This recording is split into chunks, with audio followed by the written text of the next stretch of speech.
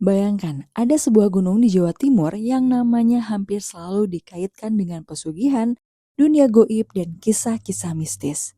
Setiap malam Jumat Legi, ribuan orang datang membawa harapan. Ada yang ingin usahanya berkembang, ada yang berharap rezekinya lancar, bahkan ada yang datang hanya karena rasa penasaran. Tapi, bagaimana jika semua cerita yang selama ini kalian dengar ternyata hanya sebagian kecil dari sejarah Gunung Kawi? Karena jauh sebelum dikenal sebagai tempat yang penuh mitos, Gunung Kawi ini menjadi salah satu tempat wisata yang menyajikan keindahan alam sehingga menjadi tujuan pendakian bagi para pecinta alam, serta menjadi saksi perjuangan para tokoh bangsa, tempat penyebaran agama, hingga pusat pertemuan berbagai budaya selama ratusan tahun. Di video kali ini, kita akan mengungkap sejarah asli Gunung Kawi dari masa kerajaan, kisah dua tokoh pejuang yang dimakamkan di sana, asal-usul munculnya mitos pesugihan, hingga mengapa tempat ini tetap ramai dikunjungi hingga sekarang. Jadi, pastikan kalian menonton sampai selesai, karena di akhir video nanti, mungkin pandangan kalian tentang Gunung Kawi akan berubah sepenuhnya.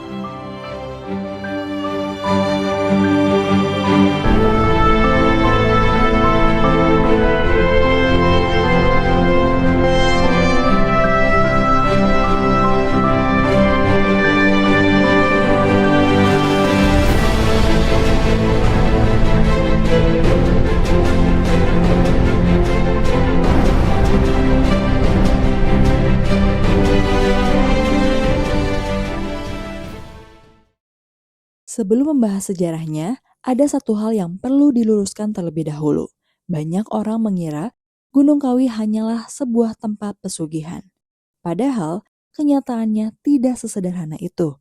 Gunung Kawi merupakan sebuah gunung yang berada di Kabupaten Malang, Jawa Timur. Ketinggiannya mencapai sekitar 2.551 meter di atas permukaan laut. Gunung ini masih termasuk dalam rangkaian pegunungan vulkanik di Jawa Timur. Lerengnya dipenuhi hutan yang lebat, udara yang sejuk, serta berbagai mata air alami yang sejak dahulu dianggap memiliki nilai spiritual oleh masyarakat sekitar. Namun, ketika orang menyebut Gunung Kawi, yang sebenarnya dimaksud kebanyakan bukanlah puncak gunungnya, melainkan sebuah kawasan bernama Desa Wonosari. Disinilah terdapat komplek pemakaman yang menjadi tujuan ribuan peziarah setiap tahunnya. Dan dari tempat inilah berbagai kisah Gunung Kawi mulai berkembang. Jauh sebelum menjadi tempat ziarah terkenal, kawasan Wonosari hanyalah sebuah daerah pegunungan yang tenang. Masyarakatnya hidup dari bertani, mereka menanam kopi, cengkeh, dan berbagai hasil bumi lainnya. Karena letaknya berada di dataran tinggi, daerah ini memiliki tanah yang sangat subur. Masyarakat Jawa sejak dahulu juga percaya bahwa gunung adalah tempat yang memiliki hubungan erat dengan alam dan Sang Pencipta.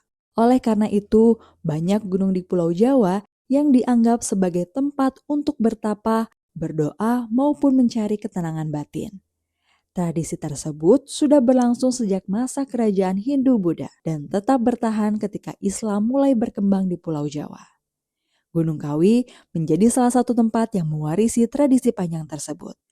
Nama Gunung Kawi mulai dikenal luas setelah berkaitan dengan dua tokoh penting ini, yaitu Kanjeng Kiai Zakaria II atau yang lebih dikenal sebagai Eyang Jugo dan Raden Mas Iman Sujono. Keduanya merupakan tokoh yang hidup pada abad ke-19. Mereka dikenal sebagai pengikut setia Pangeran Diponegoro dalam Perang Jawa yang berlangsung antara tahun 1825 hingga 1830. Perang Diponegoro merupakan salah satu perang terbesar yang pernah dihadapi pemerintah kolonial Belanda. Perang ini berlangsung hampir di seluruh Pulau Jawa dan menyebabkan kerugian yang sangat besar bagi Belanda. Namun, setelah Pangeran Diponegoro ditangkap pada tahun 1830, banyak pengikutnya yang memilih berpencar ke berbagai daerah. Salah satunya menuju wilayah Malang. Di sanalah perjalanan baru Gunung Kawi dimulai. Setelah menetap di lereng Gunung Kawi, Eyang Jugo dan Raden Mas Iman Sujono tidak mendirikan kerajaan baru. Mereka justru mengabdikan hidupnya untuk masyarakat.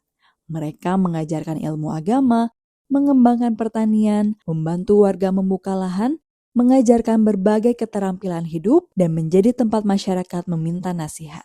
Lambat laun nama kedua tokoh ini semakin dihormati. Masyarakat memandang mereka sebagai sosok yang bijaksana, sederhana, dan dekat dengan rakyat. Banyak orang yang datang bukan untuk meminta kekayaan, melainkan meminta doa agar diberi keselamatan, kesehatan, serta kehidupan yang lebih baik. Setelah Eyang Jugo wafat pada tahun 1871, beliau dimakamkan di kawasan Wonosari. Tidak lama kemudian, Raden Mas Iman Sujono juga dimakamkan di tempat yang sama. Sejak saat itu, masyarakat mulai datang untuk berziarah. Tradisi ziarah sendiri sebenarnya bukan sesuatu yang baru dalam budaya Indonesia. Baik dalam tradisi Islam maupun budaya Jawa, masyarakat telah lama mengunjungi makam tokoh yang dihormati sebagai bentuk penghormatan sekaligus mendoakan mereka. Seiring berjalannya waktu, jumlah peziarah semakin bertambah. Bahkan tidak hanya berasal dari Jawa Timur, melainkan dari berbagai daerah di Indonesia. Salah satu hal yang membuat Gunung Kawi berbeda dibanding dengan tempat ziarah lainnya adalah keberagaman budayanya. Di kawasan ini, berdiri sebuah kelenteng yang letaknya berdampingan dengan kompleks makam. Banyak masyarakat Tionghoa juga datang untuk berdoa di kawasan tersebut. Hubungan harmonis antara budaya Jawa dan budaya Tionghoa telah berlangsung selama puluhan tahun. Hal ini menjadikan Gunung Kawi sebagai salah satu contoh nyata toleransi antar budaya di Indonesia. Pengunjung dengan latar belakang agama dan suku yang berbeda dapat datang ke tempat yang sama dan saling menghormati. Lalu pertanyaannya, jika sejarah Gunung Kawi sebenarnya seperti ini, mengapa tempat ini justru lebih terkenal karena citra pesugihannya? Jawabannya tidak memiliki bukti sejarah yang pasti.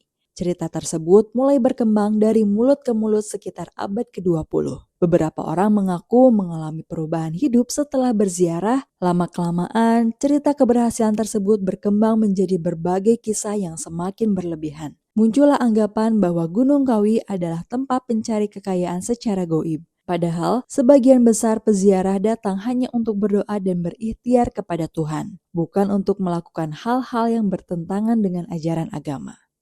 Sayangnya, cerita-cerita mistis justru lebih mudah menyebar dibandingkan fakta sejarah. Akibatnya, citra Gunung Kawi di mata banyak orang mulai berubah.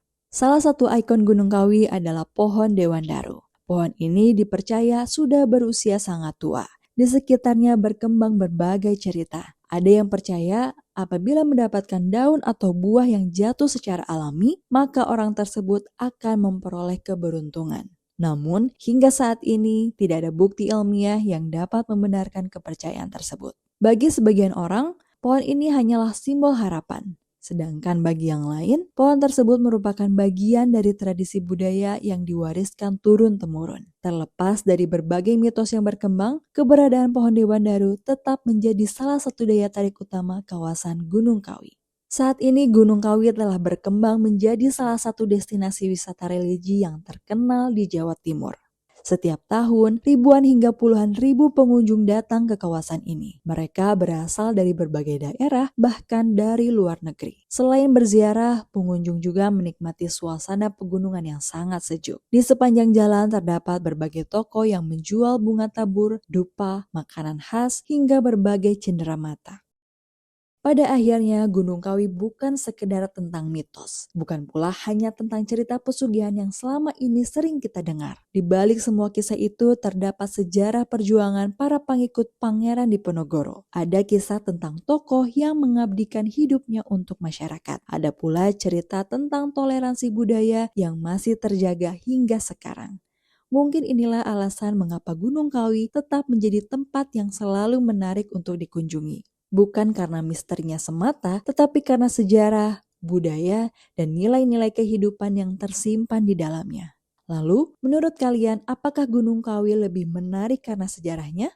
Atau justru karena berbagai mitos yang berkembang di masyarakat? Terima kasih sudah menonton sampai akhir. Semoga video ini bisa menambah wawasan dan membuat kita melihat dunia dari sudut pandang yang berbeda. Jangan lupa like, subscribe, dan aktifkan lonceng notifikasi. Teruslah bertanya, teruslah mencari tahu, karena setiap cerita selalu punya makna. Sampai jumpa di video berikutnya.